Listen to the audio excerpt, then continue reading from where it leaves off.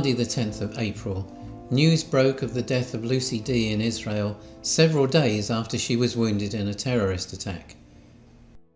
Breaking news, and it's devastating news here in Israel. The woman who was critically wounded in a Palestinian terror attack in the Jordan Valley on Friday has just passed away in hospital in Jerusalem. 48-year-old Leah D had been fighting for her life since she was shot in a ramming attack while driving during the Passover holiday break. Her two daughters, Maya and Rena D, were killed in that attack. They died on the scene and were laid to rest on Sunday night in Kfar Etzion. Prayer services had been held in their home settlement of Efrat and around the country, people hoping and praying for her recovery.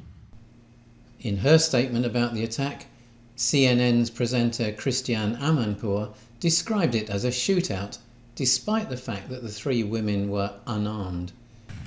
We also have the mother of two sisters, Israeli-British sisters. They were killed in a shootout, and now the mother has died of her injury.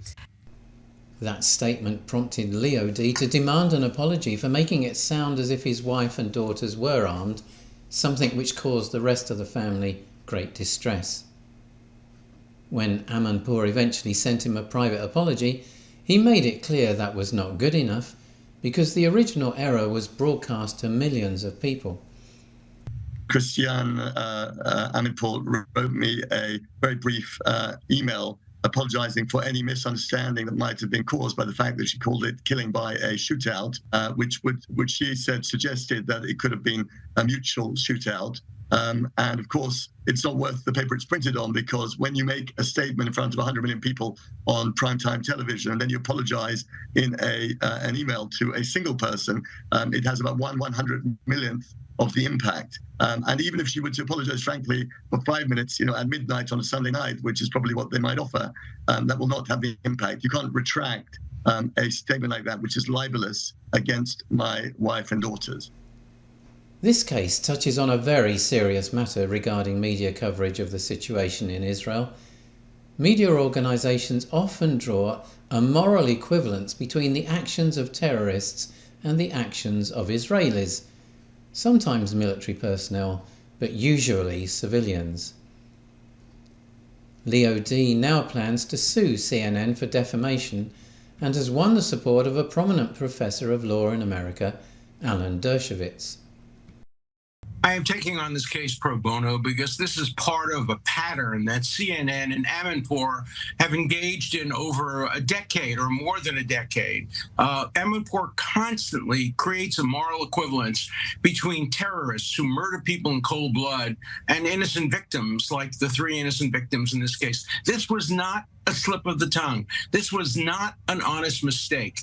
An organization called Camera, which documents these kinds of things, has documented a long pattern by CNN and by Amanpour of constantly siding against Israel and trying to create a moral equivalence between innocent victims of terrorism and actual terrorism. So she meant it when she said it, when she misled the world public by saying this was a shootout, suggesting that these innocent kids who were murdered in cold blood somehow were shooting at terrorists. No, she can't get away with that. Alan Dershowitz said in that interview that one of the reasons for taking this legal action is that CNN and Christiane Amanpour have a long track record of making distorted statements about events in Israel. What is really troubling is that these attempts to draw moral equivalence encourage more terrorist attacks, more murders. An attack on Tuesday the 23rd of May could so easily have resulted in the death of another mother and her 4 children. There was a terrorist shooting attack in Samaria overnight, targeting an Israeli car driven by a mother and carrying her 4 daughters. Fortunately, there were no injuries in the shooting on the road between the Jewish communities of Tapuach and Migdalim.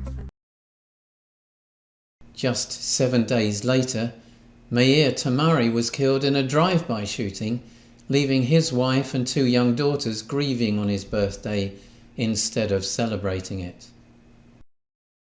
There is an urgent need for media organisations to change their approach to reporting these terrorist attacks. Otherwise, it seems as if murdering civilians is acceptable, leaving the families and friends of victims facing a gross injustice.